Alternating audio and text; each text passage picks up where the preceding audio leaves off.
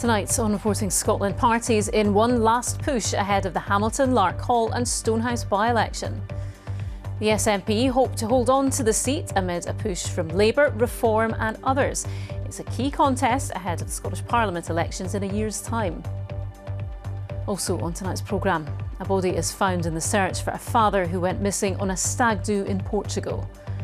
38-year-old Greg Monks had been reported missing in Albufeira in the Algarve last week. A former Police Scotland firearms officer is cleared of perjury over evidence he gave to an employment tribunal. Coming up in tonight's sport, we look ahead to Scotland's end-of-season double-header against Iceland and Liechtenstein. Now we have GPS and phones and we're used to modern technology, but back in the day this was modern technology. And the time ball, a feature of Edinburgh's landscape since the 19th century, is back on the skyline after restoration work. Hello, I'm Laura Miller. Welcome to Wednesday's programme.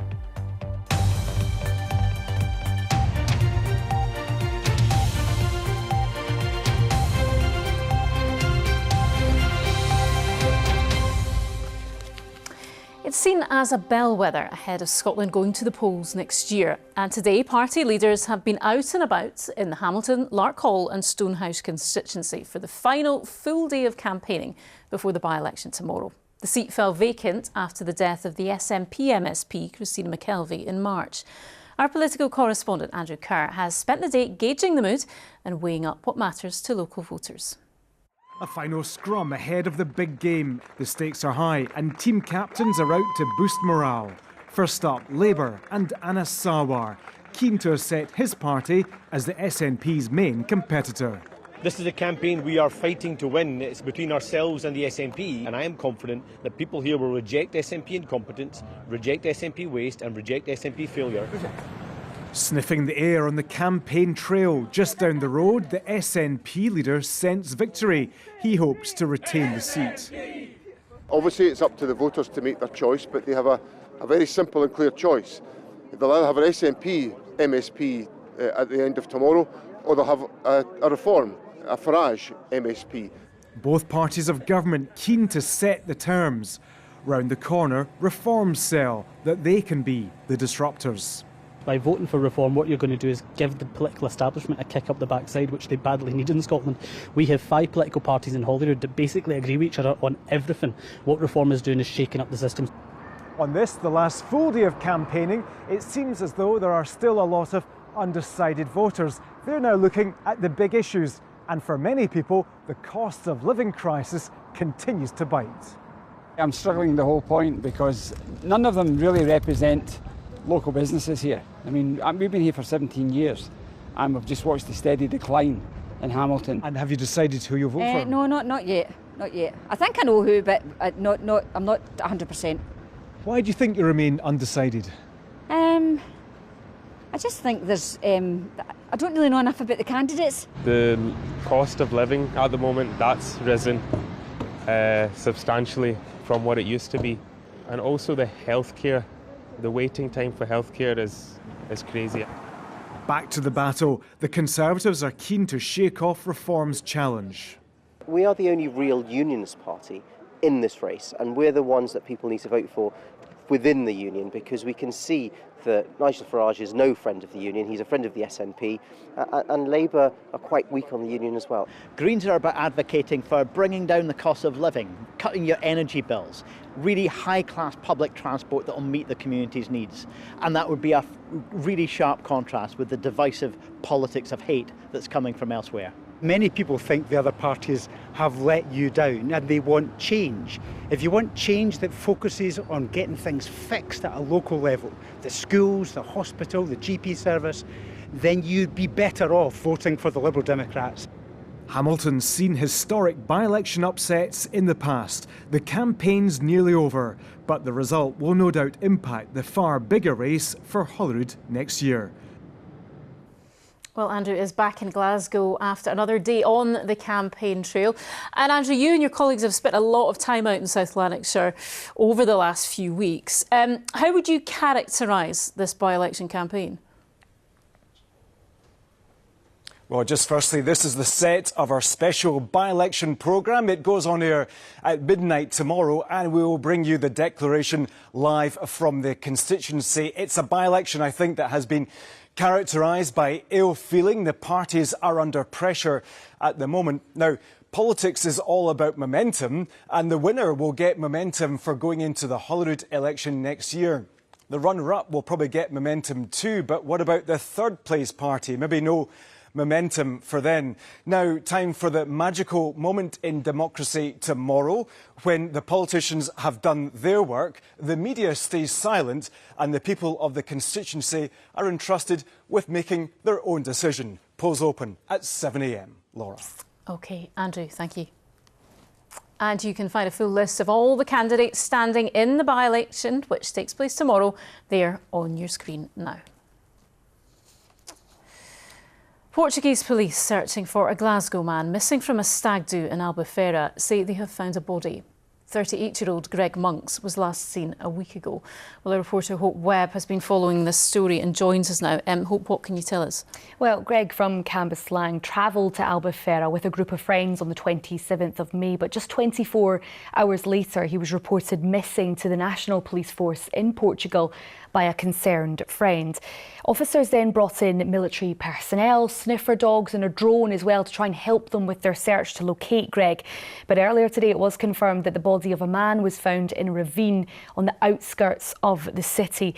In a statement, police said the area is a vacant and very uneven area. It's also around 3 miles from Albufeira city centre as well. Now, no formal identification has taken place on the body, but Greg's family have been made aware of the discovery today. Greg's sister Gillian this afternoon posted on Facebook in a group that the family have been using to keep people up to date with the search operation. She said that the family is absolutely devastated and that Greg was an amazing boy who everyone thought highly of. He was friends with everyone and always made us laugh. We will miss him every day. She then went on to thank everyone for their support during what has been a really difficult time. OK, Hope, thank you. A third teenager, a 14-year-old boy, has been arrested in connection with the death of Caden Moy in North Ayrshire.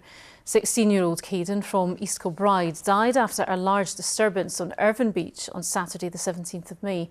2 17-year-old boys have already appeared in court charged with his murder. A former Police Scotland firearms officer has been cleared of perjury in connection with evidence he gave at a tribunal.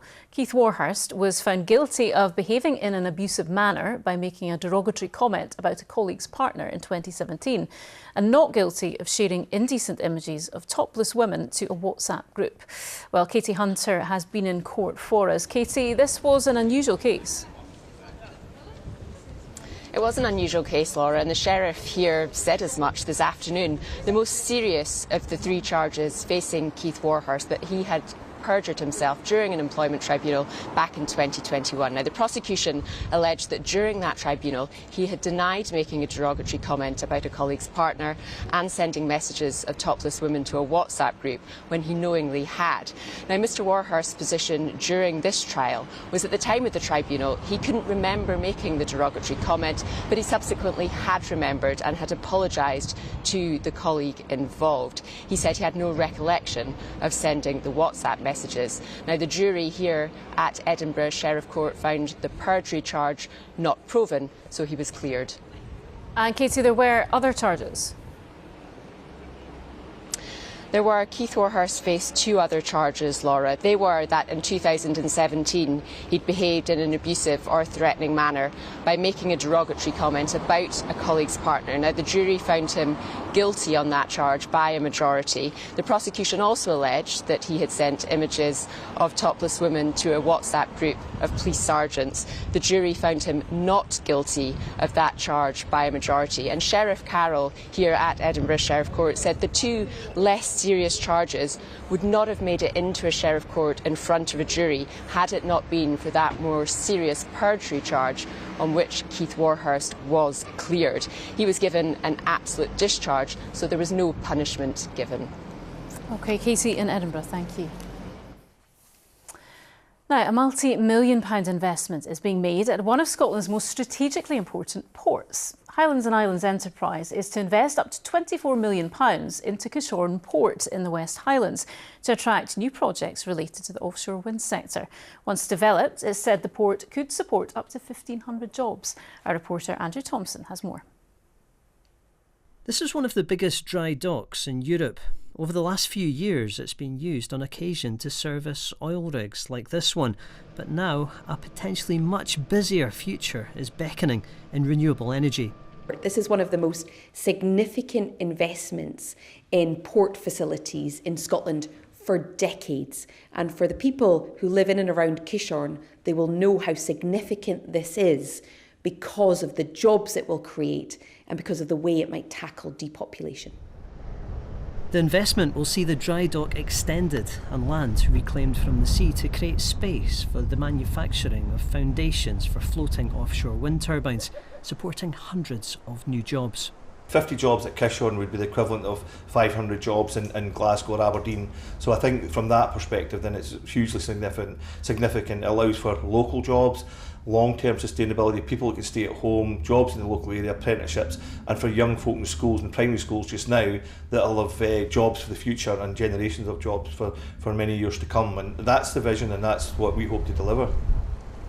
The economy of this area depends heavily upon tourism, and it's hoped that having more industrial jobs here could create more and better opportunities for local young people. One of the current younger workers at the port gives tours of the site to local school pupils. We can show them sort of what we're doing now in the port, and then we also give them a presentation about sort of what the future looks like, so they know that there'll be job opportunities for them in the future, whether that means that they go away, they go to university or they go to other careers and then they know there's somewhere to come back to, or they choose to stay local and they do apprenticeships. Back in the 1970s, giant platforms like this, the Ninian Central, were built at Kishorn. It's a time vividly remembered by former employees. We've come a long way from the start of the oil industry when building an oil rig was the be-all and end-all. And now they've been phased out and we've got this new technology. But, I mean, as I say, technology moves on and we've got to move with it. Andrew Thompson, reporting Scotland, Kishorn. One of Scotland's highest paid university bosses has told MSPs he doesn't know his exact salary. Professor Sir Peter Matheson was called to give evidence at the Scottish Parliament on issues facing higher education as his employer, Edinburgh University, looks to make cuts of £140 million. It also emerged today that the university staff will go on strike on the 20th of June over the budget cuts. Can I begin my questions with you, Sir Peter? Sir Peter, can you tell me what's your salary as Principal of the University of Edinburgh? The figure that's often quoted in the press is something around £400,000 a year. I don't scrutinise my slips, so I don't know the exact figure. I don't think it's quite as high as that, but I'm certainly very well paid. Well, let's stop there. If you cannot answer a basic question of your salary, then we're going to have a very difficult meeting today. So tell me, how much do you get paid as Principal of the University of Edinburgh? I'd have to get my P60 out to show it to you, and as I say, I don't carry that figure around in my head. I recognise that I'm very well paid. The Scottish Government says it welcomes changes to the winter fuel payment announced by the UK Government, but needs clarity over what it might mean for its own budget. A different system is due to come into effect in Scotland this winter, which will deliver a scaled-back version of the payment to all pensioner households. Well, with more on this is our political correspondent Rajdeep Sandhu. And Rajdeep, the UK Government says more pensioners in the rest of the UK will get the payment this winter, but what does that mean here? Well, there are actually a lot of unknowns with this policy. So we know that the UK government wants to expand the eligibility of their version of the payment and that they want that to come into force this winter. That is what the Chancellor said today. But this is all slightly complicated because the Scottish Government is taking on responsibility for this winter and replacing that with the winter heating payment, a slightly less generous than the original version of the winter fuel payment that was given out to all pensioners previously. And the unknowns are that we don't know exactly who is going to be eligible in the rest of the UK, how much extra money the UK government will have to put into that payment, and whether that will generate any extra money for the Scottish Government's budget. If it does, would the Scottish Government put that into the equivalent payment in Scotland, or would it spend it elsewhere? So there are a lot of unknowns. The Scottish Government saying they want the UK government to tell them as quickly as possible what's happening with that payment. The UK government, it seems, is still working all that out. OK, Rajdeep in Westminster, thank you. The Scottish Trades Union Congress is calling on the Scottish Government to intervene in the Scottish Water pay strike. Today is the third day of a week-long strike by hundreds of workers there. The unions and the company met for several hours last night but failed to reach an agreement. The STUC claims Scottish Water is using union-busting tactics. The company denies this and has described the industrial action as unnecessary. Our news correspondent Jamie McIver reports. The demonstrations at Scottish Water are becoming familiar. Several strikes have taken place since March, and this is the third strike day this week. 3 major unions are involved, and hundreds of staff in a wide range of jobs. We are dealing with a management in Scottish Water who are showing utter intransigence. Today they were joined by Scotland's most senior trade unionist, urging Scottish Government intervention. This is a situation where the management of Scottish Water are mismanaging that organisation. They are actively trying to union bust and break the trade unions inside that organisation. It's totally unacceptable to be negotiating in bad faith, which is what happened as far as we're concerned last night. Talks last night didn't lead to a breakthrough. Some improvement to the pay offer was too little for the unions. They'd already rejected an offer worth 3.4%, with more for the lowest paid. Scottish Water denies union busting and says it's acted in good faith. Scottish Water is an extremely employee-friendly business. If you look over the last 10 years or so, you've seen that people employed in Scottish Water have been paid significantly above inflation. That's not the case for lots of other publicly owned organisations. And I think that reflects the value that we have in our people and why we're frustrated, and many people will be frustrated, that there is industrial action at the moment. There's no sign of the Scottish Government intervening, and the strike's due to run until Sunday. After that, there's a threat of more strikes. Tonight, the Scottish Government urged fresh talks, but said a settlement was a matter for the company and the unions. Jamie McIver, reporting Scotland. Plans to dual the A9 between Perth and Inverness by 2035 are on track. That was the message from the Scottish Government today as it gave its second annual update on the multi-billion-pound project. It emerged 18 months ago that the work would take a decade longer than initially pledged. Campaigners say they remain sceptical about the pace and price of the dueling programme. We've met our milestones to date. People can see the work that's happening on the Tomatin Tomoy section, and we're about to award the contract this summer for Tay Crossing to Ballinlough, and people will see continuous work right across the A9 from now until completion, with 50% delivered by 2030, 85% by 2033, and the 100% of A9 dueling by 2035. Up till now, we've only actually got 11 miles built, constructed. And there's still, that leaves, 70 miles still to be built, and we're going to do that between now and I think the end date is 2035 in 10 years. That seems very ambitious.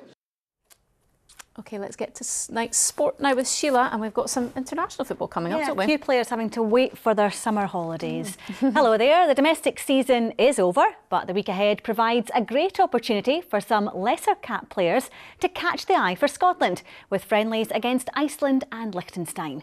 One such player is Max Johnston, who made a 2-minute international debut in March, but is desperate to add more caps following a league-winning season in Austria with Sturm Graz. Johnson says the silverware won across the continent by the likes of Scott McTominay, Billy Gilmore, Andy Robertson and Lewis Ferguson can only benefit the national team.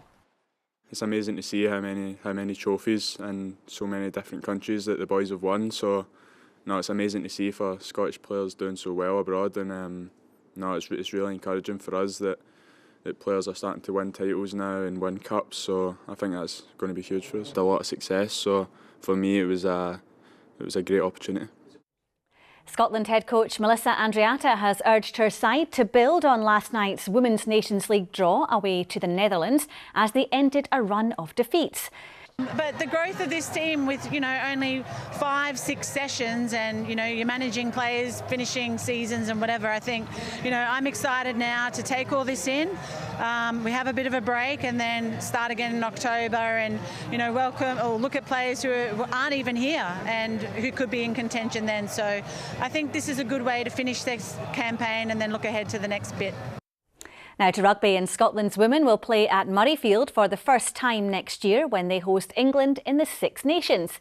Hive Stadium, which has been Scotland's home for the last 4 seasons, was sold out for their match against England last year, prompting the governing body to move next year's game to Scottish rugby's biggest stage as part of the ground's centenary celebrations.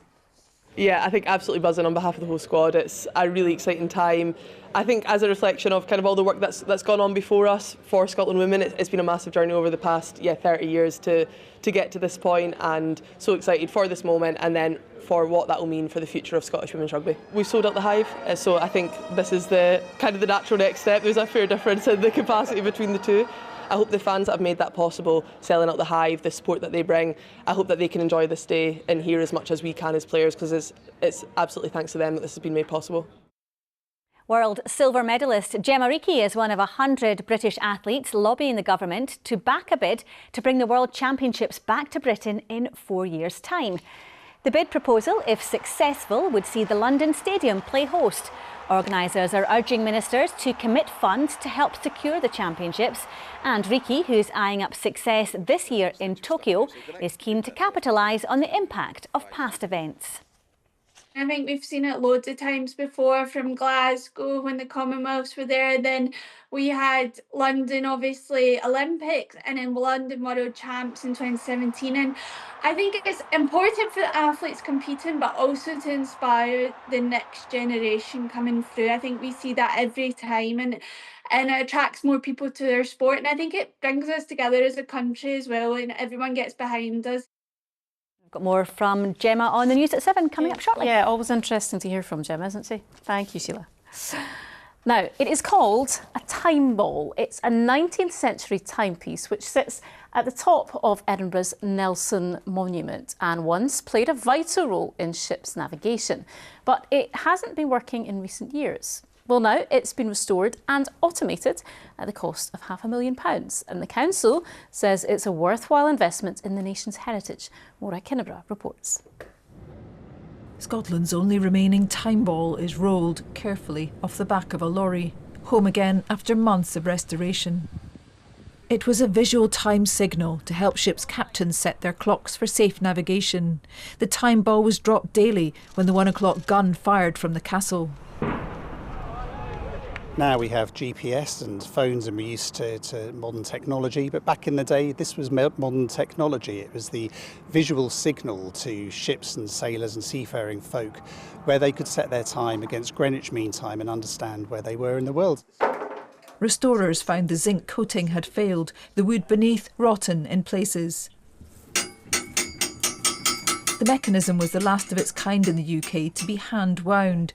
Now it's being automated, so no one needs to climb the tower daily anymore. It's not very often you get to work on a time ball. It's quite unique and it has its own history because it's not worked for quite a few years now, so it's nice to bring it back working again so the people of Edinburgh and the tourists can tell the time once again. It's cost taxpayers £500,000 to restore the Nelson Monument and time ball. It's hoped these repairs will last longer than previous work about 15 years ago. We're just out there in the grass till we're ready. £500,000 sounds like a lot of money, but in the scheme of things in our heritage buildings, it's not a lot. It's a lot of specialist work that needs to be done to keep them in good repair.